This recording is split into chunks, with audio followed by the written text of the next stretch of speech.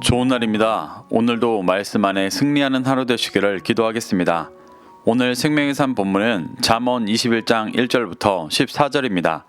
오늘 본문에서는 하나님의 주권을 강조하며 하나님의 지혜를 따라 제사장 나라로서 살아가 구원받는 삶의 모습을 도전하고 죄를 따라 살아가고 심판으로 가는 삶의 모습을 경계하며 교훈하고 있습니다. 하나님께서 이 구절들을 통해 무엇을 말씀하시는지 살펴보도록 하겠습니다. 1절부터 2절입니다. 왕의 마음이 여호와의 손에 있음이 마치 봇물과 같아서 그가 임의로 인도하시느니라. 사람의 행위가 자기 보기에는 모두 정직하여도 여호와는 마음을 감찰하시느니라. 1절에서 왕의 마음이 여호와의 손에 있다는 것은 왕의 마음이 믿고 따르는 것이 여호와의 뜻 안에 있다는 말로 여호와의 연합된 왕의 중심을 표현하는 것입니다. 솔로몬은 이 모습을 마치 봇물 같아서 하나님께서 임의로 인도하신다고 말합니다. 이는 하나님께서 논에 물을 대는 보를 조절하시듯이 때에 따라 알맞게 왕을 인도하신다는 말입니다. 왕의 마음이 하나님의 주권 안에 있어야 한다고 도전하는 것입니다. 2절에서 사람의 행위가 자기 보기에는 정직해 보인다라는 말은 자신의 행위에 대해 말씀의 기준이 아닌 인간의 기준으로 보기에 정직하게 본다는 말입니다. 하지만 이러한 모습은 불완전한 모습이고 마음을 감찰하시는 하나님 앞에 다 드러나니 말씀의 기준을 세워야 한다고 도전하는 것입니다. 3절부터 4절입니다. 공의와 정의를 행하는 것은 제사 드리는 것보다 여호와께서 기쁘게 여기시느니라. 눈이 높은 것과 마음이 교만한 것과 악인이 형통한 것은 다 죄니라. 3절에서 말하는 공의의 원어는 미슈파트로 공정, 재판이라는 뜻입니다. 하나님의 말씀의 기준을 가지고 선한 것과 악한 것을 분별하는 것입니다. 또 정의의 원어는 째다카로 모든 죄인들을 구원하기 원하시는 하나님의 의를 뜻합니다. 이 공의와 정의를 행하는 것이 진리로 영혼을 구원하는 제사장 나라의 일입니다. 이와 대조적으로 제사를 드린다는 것은 공의와 정의의 마음이 없이 형식적으로 제사의 행위만 드리는 모습을 말합니다. 하나님은 형식적인 제사가 아니라 공의와 정의로 영혼들을 구원으로 인도하시는 것을 기뻐하시니 그 일을 해야 한다고 도전하는 것입니다. 4절에서 높다의 원어가 룸으로 높음, 거만이라는 뜻입니다. 눈이 높다는 것은 거만하여 하나님과 다른 것을 구원이라 여기며 바라보는 것을 말합니다. 마음이 교만하다는 것 또한 하나님의 말씀보다 자신의 생각이 높아진 교만한 모습을 말합니다. 형통하다의 원어 니르는 경작하기 좋은 땅, 묵은 땅이라는 뜻으로 악인이 경작하기 좋은 땅이라는 뜻입니다. 이는 말씀으로 경작하고 씨를 뿌리는 것이 아니라 악인이 쭉정이를 맺기에 좋은 땅이라는 뜻입니다. 이 모든 것이 죄라고 말합니다. 이는 제사장 나라로서 열매 맺지 못하는 것에 대해 경고하는 것입니다. 5절부터 6절입니다. 부지런한 자의 경영은 풍부함에 이를 것이나 조급한 자는 궁핍함에 이를 따름이니라. 속이는 말로 재물을 모으는 것은 죽음을 구하는 것이라 곧 불려다니는 안개니라. 5절에서 부지런한 자의 경영은 진리의 말씀을 믿고 그 말씀으로 삶을 경영하는 자를 말합니다. 그러한 자는 영적으로 풍부한 열매를 맺을 것이라고 말합니다. 이와 반대로 조급한 자는 진리의 말씀을 믿고 육신이 깨어지며 말씀으로 삶을 경영하는 것이 아니라 자신의 육신의 소욕을 따라 조급하게 행하는 자를 말합니다. 이러한 자는 영적으로 궁핍함에 이른다고 경고하는 것입니다.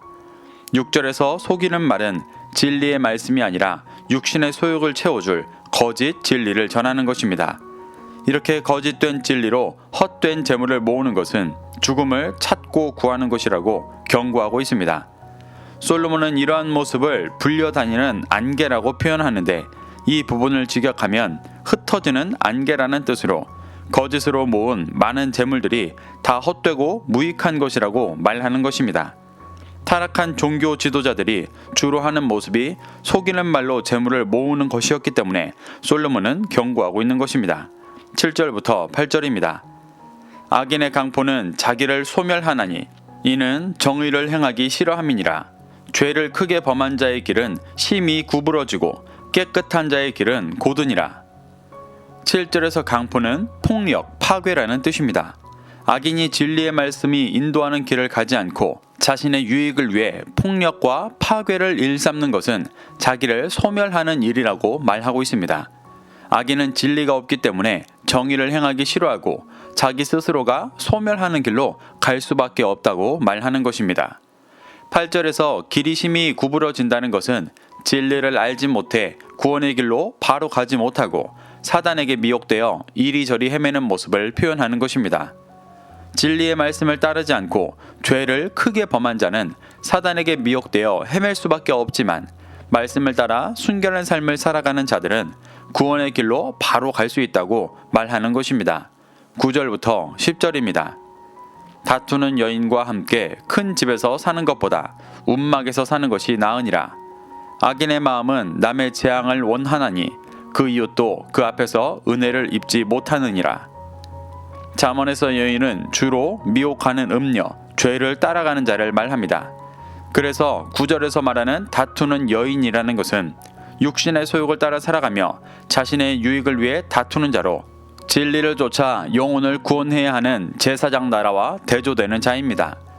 그러한 다투는 여인과 아무리 큰 집에 살아도 그것은 이 땅에서 유한한 가치이고 헛된 것이라고 말하는 것입니다. 움막은 이스라엘에서 옥상에 짓는 초막으로 초막절에 하나님의 임재를 기다리는 것을 상징하는 곳이기도 합니다. 그곳이 살기에는 부적절해 보이지만 하나님 나라의 소망을 가지고 살아가는 것의 증거이기 때문에 이 땅에서 육신의 가치를 쫓아 다투는 여인과 큰 집에서 사는 것보다 움막에서 하나님을 기다리는 것이 더 가치가 있는 것이라고 말하는 것입니다. 10절에서 재앙은 나쁜, 악한 것이라는 뜻입니다. 악인의 마음은 진리의 길을 알지 못하고 세상의 가치로 살아가기 때문에 남도 자신과 같이 세상의 가치로 살아가며 악한 길을 가기를 원합니다. 이것은 하나님께서 이스라엘을 제사장 나라로 부르신 것과는 전혀 다른 삶의 모습입니다. 진리로 이웃을 선한 길, 구원의 길로 인도해야 하지만 스스로 진리를 떠나 악인이 되고 이웃들도 그 악한 길로 인도하기 때문에 이웃도 그 앞에서 은혜를 입지 못할 것이라고 표현하는 것입니다. 솔로몬은 이렇게 제사장 나라의 본분을 잃어가고 있는 이스라엘에게 경고하고 있는 것입니다. 11절부터 12절입니다. 거만한 자가 벌을 받으면 어리석은 자도 지혜를 얻겠고 지혜로운 자가 교훈을 받으면 지식이 더하리라. 의로우신 자는 악인의 집을 감찰하시고 악인을 환난에 던지시느니라. 11절에서 거만한 자가 벌을 받으면 어리석은 자도 지혜를 얻는다고 말합니다. 이는 하나님께서 죄 가운데 살아가는 이들을 구원하시기 위해 징계하시고 환난을 주시면 어리석은 자들이 그 환난 속에서 죄를 깨닫고 회개하여 지혜를 추구하는 삶으로 돌아서게 되는 구원의 모습을 말하는 것입니다. 전반부에서 말하는 벌과 후반부에서 말하는 교훈은 대구를 이루며 비슷한 의미를 뜻합니다. 하나님께서 행하시는 구원의 일이 거만한 자에게는 벌이지만 지혜로운 자에게는 교훈이 되어 구원으로 인도하시는 지식이 더 깊어지게 되는 것을 말하는 것입니다. 12절에서 말하는 의로우신 자는 하나님을 뜻합니다. 하나님께서 악인의 집을 감찰하시고 악인을 환난에 던지신다라는 말은 악인을 구원하시기 위해 주목하여 보시며 환난을 주신다는 말입니다. 11절에 지혜를 얻은 어리석은 자와 같이 환난 중에 죄를 깨닫고 돌이켜 구원의 길을 가게 하시기 위해 인도하시는 것입니다. 13절부터 14절입니다. 귀를 막고 가난한 자가 부르짖는 소리를 듣지 아니하면 자기가 부르짖을 때에도 들을 자가 없으리라. 은밀한 선물은 노를 쉬게 하고 품 안의 뇌물은 맹렬한 분을 그치게 하느니라. 13절에서 가난한 자는 물리적으로 돈이 없는 자를 말한다기보다 진리가 없어 이 땅에서 고통당하는 자들을 말합니다. 그들에게 하나님의 진리를 전해 구원으로 인도해야 하는 제사장 나라가 귀를 막고 그들의 부르짖는 소리를 외면한다면 자신의 죄로 인해 고통받아 부르짖어도 하나님도 들어주시지 않고 이 땅에 어떤 사람도 들을 자가 없다고 말하는 것입니다. 솔로몬은 제사장 나라로 부르신 이스라엘의 직분이 얼마나 중요한 것인지를 말하며 진리의 말씀을 따라 이방을 구원하는 일에 대해 도전하는 것입니다. 14절에서 은밀한의 원어 세테르는 덮개, 보호라는 뜻입니다. 그래서 은밀한 선물은 뇌물같이 부정한 청탁을 말하는 것이 아니라 우리의 죄를 덮어주는 하나님의 선물을 말하는 것입니다. 이것은 제사의 모습이고 궁극적으로 예수님께서 십자가에서 행하신 일이었습니다. 이것은 하나님의 노를 쉬게 하고 인간을 구원으로 인도합니다. 품 안의 뇌물 또한 은밀한 선물과 같은 맥락의 단어로 뇌물은 속전을 내어 몸을 구하는 기증이라는 뜻도 있습니다. 자신의 죄에서 건지는 대가를 말하는 것입니다. 이것 또한 제사의 모습이고 예수님께서 십자가에서 행하신 일이기 때문에 하나님의 맹렬한 분을 그치게 한다고 말하고 있습니다. 이것은 모두 은혜로 속죄함 받고 구원받는 모습을 말하는 것입니다.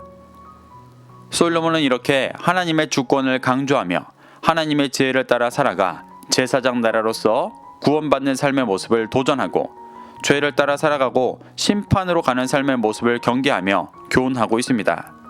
우리도 이 잠언을 통해 교훈받아 이 땅의 가치를 쫓고 있는 모습을 회개하고 돌이켜 제사장 나라로서 이 땅의 진리의 빛을 비추는 자들로 회복되기를 소망합니다. 오늘도 이 말씀을 심령에 새겨 승리하는 하루 되시기를 기도하겠습니다.